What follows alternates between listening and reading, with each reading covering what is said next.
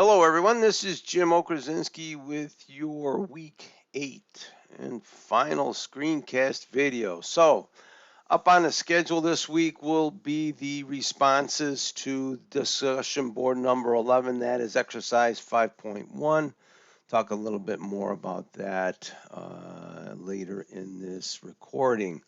I should produce a wrap-up video somewhere about Thursday that'll wrap for the end of the course that is happening on Saturday the 3rd. Course ends at 11:59. All discussion boards and assignments are scheduled to close out on that date. And once again, I do not accept emailed coursework. You can see my policy in the syllabus on that. So as everybody prepares the final draft of the research paper, please don't put this out of sight or out of mind. If you work on it and you upload it, I suggest you doing it sooner or later. If you've had the luck of a couple of good peer reviews, I have reviewed all drafts to this point that have been submitted, all first drafts that is. I have commented in line attached to the draft, so you may have to open up your document to see my comments. Also, I do post a comment in the comment section indicating that it's largely a completion grade and it is no way representative of the final assessment for the research essay draft. So you're going to want to make sure that you revise along the lines indicated in the assignment here. And let me get to the modules. Alrighty, week 8 here just to open this up. Well, I'll tell you what, let me get back to week 7 here. You want to review your depending on your comments and your success on the first draft, you may want to review some of the videos, the resource videos that are posted here. How to set up an MLA document, format a works cited page, and then building the quote sandwich are very important on using and citing sources. Exercise 5.1 will do a good job of indicating and basically showing you, it's a visual representation of how well you use and source material.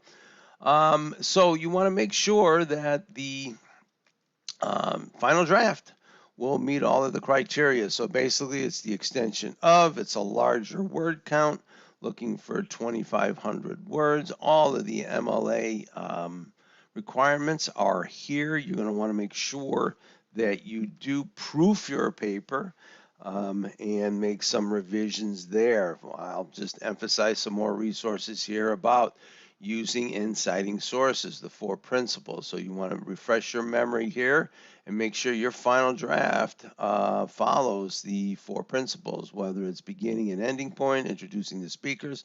More importantly, the cross-reference is sometimes been a challenge for some in their first draft that I've pointed out. Okay, so be aware, read all the requirements here. What you might want to devote a little time to is chapter 4, just to refresh some of the content here. There are some really good tips about writing the research essay, even though it is the drafting stage. Writing for readers' interest, I think, is important to read through this section here. In the textbook, I often have written the comments, so what, who cares, and why does this matter to me? It is designed for you to attach the audience to your topic. Everybody's doing a great job of communicating source information, but really, what does it matter to me? And how does it affect society? And how does it affect people? And if you can attach it and make it more people-friendly, it is important for you to communicate with your audience. Working common ground is an important section to look through. And then once again, putting people on the page, right? E.B. White's little quip in here is, if you're writing about humankind, you should write about a human. And I think this is really important. Some of you might remember who E.B. White is and how to go about using interviews, writing a strong ending. Please, I think a lot of people would benefit from reading a strong ending here. Things to avoid would be like in conclusion, or, we get that often, and it is the safe way to go about it. But, in some ways, the conclusion really sets apart the research essay for me. If it's just regurgitating the same information that I've already read, I'm not really too thrilled about that, and I don't think anybody is.